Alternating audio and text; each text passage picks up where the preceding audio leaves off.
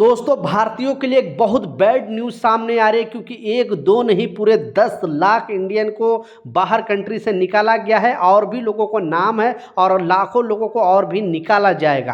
Proper detail में आप दुनिया के किसी भी कंट्री में काम कर रहे हो तो इस अपडेट को, इस खबर को ध्यान से सुनना, और अगर प्रवासी हो तो इस आपके लिए नियम जानना बेहद ज़रूरी है।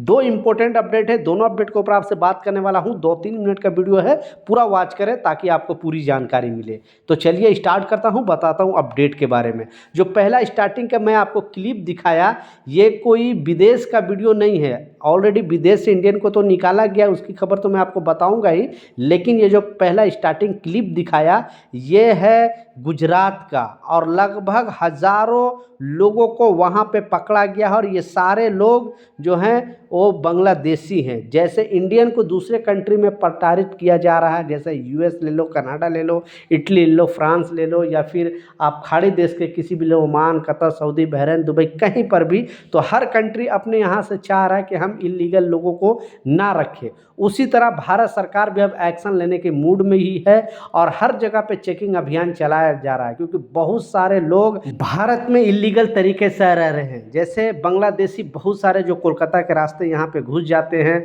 और पहले नेपाल के भी लोग हैं, कुछ पाकिस्तान के भी लोग हैं जो इलीगल तरीके से यहाँ पे रहते हैं, और रहते रहते वो डॉक्यूमेंट वगैरह भी बना लेते हैं। फिर पता चलता है यहाँ पे कोई बड़ा क्राइम हो जाता है, कोई बड़ा घटने का अंजाम देते हैं, तो उन लोग तो पकड़े नहीं जाते हैं, जो यहाँ पे मूल भारतीय निवासी वो पकड़े जाते हैं। इसलिए भारत सरकार ने एक्शन लेने का प्लान कर दिया है। और गुजरात से आपने देखा लगभग एक ही दिन के अंदर 500 लोगों को सिर्फ ये लोग रोड पर मार्च कराया गया, यानी ये लोग को जेल लेकर जाया गया है पुलिस द्वारा। और जो भी यहाँ पे बिना वीज़ा का, बिना पासपोर्ट का अगर यहाँ पे रहेगा किसी भी कंट्री का निवासी और इलीगल तरीके से रहने की कोशिश करेगा तो उसको सलाखों के पीछे जाना पड़ेगा।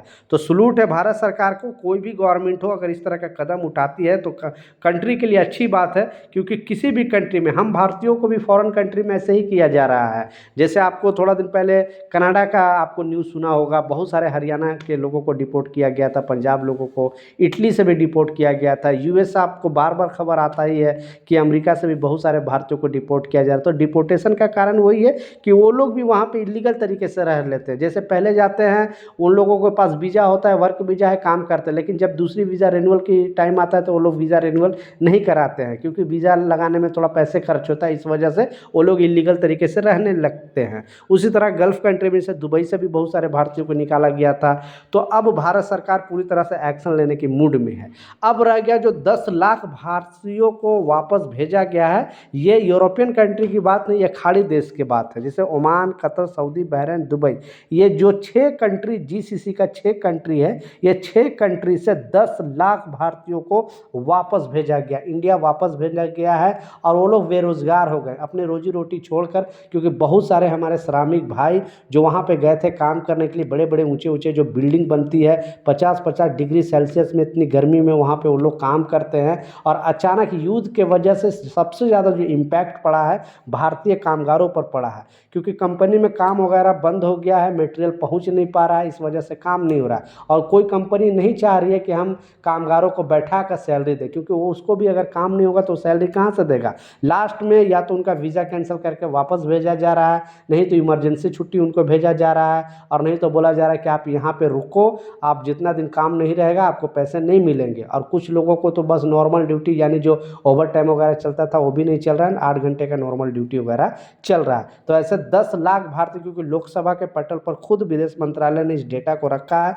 और बताया कि अब तक जब से युद्ध चालू हुआ है तब से लगभग 10 लाख प्रवासी जो है बाहर कंट्री से वापस आए हैं। 1 करोड़ से ज़्यादा प्रवासी सिर्फ ये खाड़ी देश में। दुबई में लगभग 4.3 मिलियन भारतीय यानी 43 लाख। उसी तरह सऊदी अरबिया के अंदर 2.6 मिलियन भारतीय यानी 26 लाख। कुवैत के अंदर 10 लाख है। कतर के अंदर लगभग 8 लाख है। ओमान के अंदर लगभग 7-8 लाख है। उसी तरह बहरीन के अंदर 3.5 लाख है। तो टोटल जो बताया गया है गवर्नमेंट द्वारा, 1 करोड़ से ज़्यादा प्रवासी ये गल्फ़ कंट्री में जॉब करते हैं, वहाँ पे रहते हैं। अब उन लोगों का भी जॉब का खतरा है और बहुत सारे भारतीयों को वापस वापस अभी, क्योंकि ये नॉर्मल युद्ध ख़त्म होने के बाद भी नॉर्मल स्थिति नहीं हो रहा है, क्योंकि ऐसे ज़मीनी हकीकत युद्ध ख़त्म है और लड़ाई अभी ख़त्म है, लेकिन समुद्र में लड़ाई अभी भी चालू है। कोई भी सामान, कोई भी मटेरियल एक देश से दूसरी देश लेकर जाना बहुत प्रॉब्लम है और जोखिम है, इसीलिए कोई कंपनी जोखिम लेना नहीं चाहती है और मटेरियल ही नहीं पहुंच रहा है तो कैसे वहां पे काम होगा। इस वजह से भारतीयों पर सबसे ज़्यादा असर पड़ने वाला, आई होप हम लोग उम्मीद ही कर सकते हैं कि जल्दी से जल्दी ये चीज़ ख़त्म हो जाए और जो प्रवासी वहाँ पे काम कर रहे हैं उनको कोई दिक्कत का सामना ना करना पड़े, उनको वापस ना आना पड़े। ऑलरेडी 10 लाख भारतीय जो है फॉरेन कंट्री से इंडिया आ चुके हैं।